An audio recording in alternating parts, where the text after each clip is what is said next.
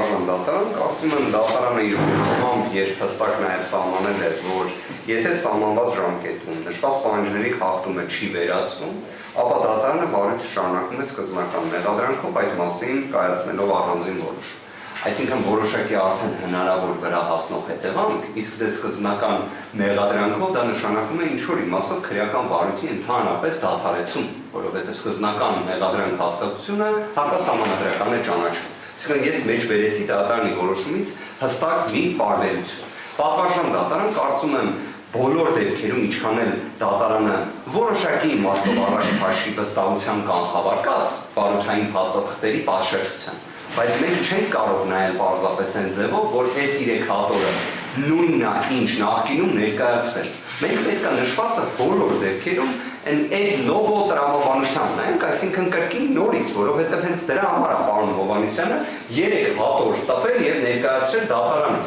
Հակառակ դեպքում կարող մի հատ ուղեկցական գրություն ներկայացնել, ասել գիտեք ինչ, այս մի քանի էջերը նայեք, մի բան եմ փոխել։ Այսինքն բոլոր դեպքերում դա նաեւ դատարանի պահանջն է եղել։ Պատվարժան դատարան ամենայն պատասխանատվությամբ եմ ասում, եթե դատարանը 2 ժամում կարող է նշված նյութերին 3 հատորից բաղկացած ծանոթանալ, մենք չենք կարող։ Այսինքն իսկապես ծանրաբեռնվածության պայմաններում եւ այլն 3 հատորը այդքան կարճ ժամանակահատվածում դա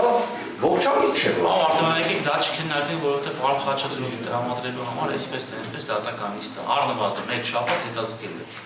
Այդ հարցը դատարանի ժամում 20 րոպեում թե դե շատ լավ, ուրեմն եկեք այն կանխավարկածով նայենք, որ առնվազն մենք նաև նախապես նշանակված,